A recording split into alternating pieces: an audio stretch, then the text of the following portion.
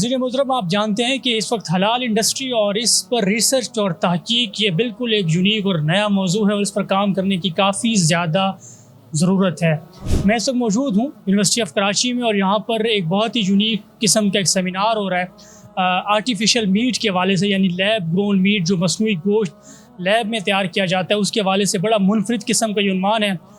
इस पर मुख्तलिफ माहिरीन फ़न भी यहाँ पर मौजूद हैं, फूड साइंटिस्ट भी मौजूद हैं और शरई रहनुमाई के लिए मुफ्तान कराम भी मौजूद हैं जो जामिया रशीद से भी हैं और मुख्तलिफ दीगर बड़े मदारिस से भी हैं।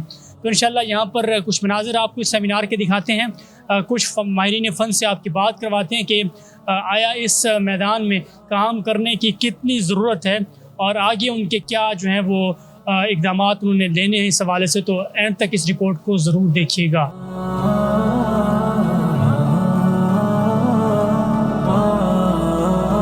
जो अल्लाह ताला ने जिस चीज़ को हलाल तैयब कहा है उसके उसूल भी हैं और उलमा के पास वो एक बहुत ज़बरदस्त एक ऑथेंटिक एक फ्रेमवर्क है जिसके ज़रिए से वो इस तरह के नए मसाइल में भी उसको क़यास कर सकते हैं उन पुराने मसाइल पे, जिनसे पता चल सकता है कि फॉर एग्ज़ाम्पल क्या शराइत होंगी, क्या कंडीशंस होंगी कि जिसकी बुनियाद पर हमें जो चीज़ मुहैया हो रही है, जो नई चीज़ जिसका इर्तिक़ा हुआ है वो हलाल है कि नहीं हलाल। एक तरफ वो उलमा हैं जो इसकी हलाल साइड को, इसकी तैयब साइड को देख रहे हैं और दूसरी तरफ वो साइंटिस्ट हैं, फूड साइंटिस्ट हैं, टेक्नोलॉजिस्ट हैं जो इसकी केमिकल कॉम्पोजिशन को, दूसरी चीज़ों को देख रहे हैं। तो आई थिंक ये बहुत खुश आइंद इक़दाम है जो ये आपने इनिशिएटिव लिया है, इस डिपार्टमेंट ने लिया है और इस पर मेरा मुबारकबाद आप एक्सेप्ट करें।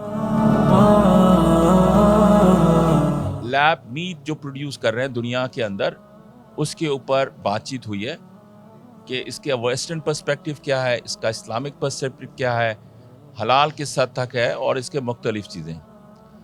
बुनियादी चीज़ इस बात पे है कि जब कोई चीज़ आए तो उस पर बातचीत होनी चाहिए और ये जो फोरम था उसने लोगों को ब्रॉडर पर्सपेक्टिव में चीज़ों के समझने में इजाफा करेगा। तो हमारा काम फैसला करना नहीं है कि लैब मीट अच्छा है या बुरा है, हमारा काम है इस मौजू के बारे में लोगों को आगाही हासिल हो। इस मकसद के लिए आज का ये प्रोग्राम इवेंट किया गया। यकीनन हमारे स्टूडेंट इसके ऊपर रिसर्च कर रहे हैं और उसी रिसर्च को मद्देनजर रखते हुए हमने मुफ्ती हजरात को इनवाइट किया ताकि उन बच्चों को इस्लामिक पर्सपेक्टिव के हवाले से भी आगाही हो। रिसर्च तो एक टेक्निकल काम है मगर उसके साथ साथ उसकी जो इस्लामिक पर्सपेक्टिव है, इस्लामिक वैल्यूज़ हैं, वो उनको आगाही हासिल हो। मैं तो समझता हूँ कि कराची यूनिवर्सिटी इस पर फर्मली बिलीव करती है कि मुख्तलिफ इदारों के साथ मिल के काम करने की ज़रूरत है। इनफरादी या इंडिविजुअल एफर्ट मसाइल को हल नहीं करती। तो अल गज़ाली के पास अपनी स्ट्रेंथ है, हमारी अपनी स्ट्रेंथ है। तो मेरी ख्वाहिश यही थी कि अल गज़ाली यूनिवर्सिटी की जो स्ट्रेंथ है और हमारी स्ट्रेंथ है, मिलकर इस मौजू पे बात करें और आगे का रास्ता अपनाएं।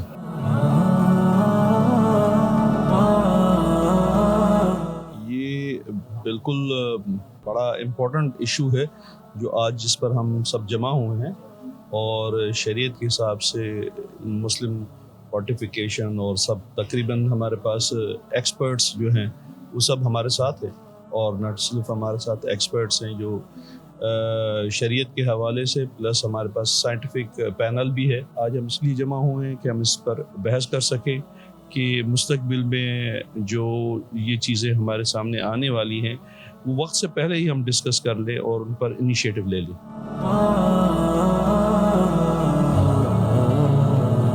देखें, ये जो टॉपिक है ये एमर्जिंग टॉपिक है इन द फील्ड ऑफ हलाल साइंसेस और इसकी इम्पोर्टेंट इसलिए बहुत ज़्यादा है कि इस वक्त जो दुनिया है वो ग्लोबलाइज्ड है, मिनिचराइज्ड है, विच मीन्स दैट कि जो एक सैंपल है, एक फूड है, वो आपके मुल्क से निकल के दूसरे मुल्क में आ रहा है और जो फूड चेन रेस्टोरेंट्स हैं अक्रॉस द वर्ल्ड वो आप उससे आपको इसकी नॉलेज में है कि वो मौजूद है। तो हमें ये जानने की ज़रूरत है कि हमारी चीज़ों में जो हम डेली इस्तेमाल में कर रहे हैं उसमें कोई ऐसी चीज़ तो नहीं है जो कि इस्लाम के अलाउ नहीं करता।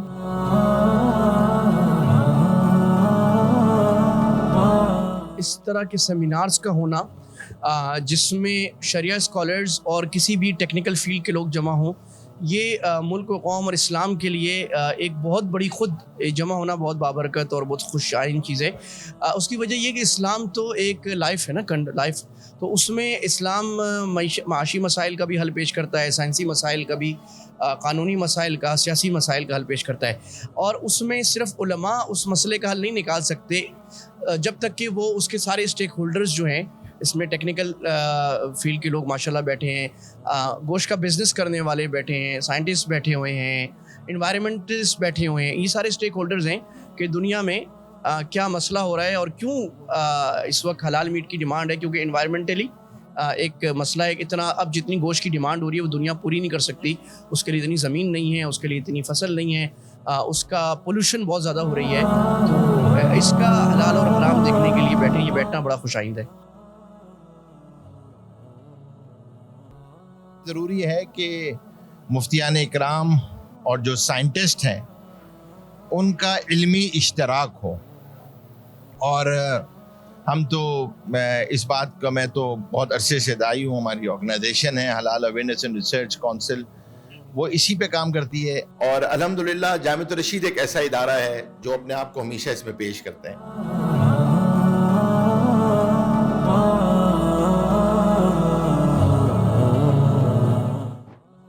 Basically it's a very important thing, کیونکہ ایک فوڈ ٹیکنالوجسٹ کو شریعت کے بارے میں اتنا علم نہیں ہوتا. شریعت کی جو کمپلیکس ہے، کیا کیا چیزیں ہیں اس کے اندر، شریعت کیا کہتی ہے حلال اور حرام کو لے کر. کیونکہ آج کل جس طرح ماڈرن ڈیولپمنٹ ہو رہی ہے، تو ساتھ ساتھ اگر ہم یورپین سائڈ پر دیکھیں، گلف پر دیکھیں، تو بہت سارے ایسے پروڈکٹس ہیں جن کے اندر آپ کو معلوم کرنا پڑتا ہے، شبہ ہوتا ہے کہ حلال حرام کس طرح ان کو کنزیوم کیا جائے، یوز کیا جائے. تو ایک فوڈ ٹیکنالوجسٹ کے لیے تھوڑا مشکل کام ہے وداؤٹ ایک مفتی کے، کیونکہ ان کو شریعت کا زیادہ علم ہے. جیسے کہ آپ نے ابھی کہا کہ یہ بالکل نیو چیز ہے آرٹیفیشیل میٹ، جو کہ ایک لیب گرون ہے. لیکن ساتھ ہی ساتھ ہم کیونکہ مسلمان ہیں اور ہمارا جو ریلیجن ہے وہ اسلامک لاز پہ ڈیپینڈ کرتا ہے، اور اسلامک لاز جو ہوتے ہیں وہ مفتیان کرام سے اچھے کوئی بھی نہیں جان سکتے، حالانکہ ایک سائنٹسٹ بھی نہیں جان سکتا. تو کہنے کی بات یہ ہے کہ جو قرآن اور حدیث ہمارا کہتی ہے سلاٹرنگ کے حساب سے، اور جو جانور ہیں وہ کس طرح حلال، کس طرح سلاٹر کیے جاتے ہیں، کس طرح حلال ہے کسی مسلم کے لیے، تو وہ جاننا اسلامک شریعہ لاء کے حساب سے مفتی کرام کے فتوے اور ان کے قرآن اور حدیث کی روشنی میں جاننا بہت ضروری ہے.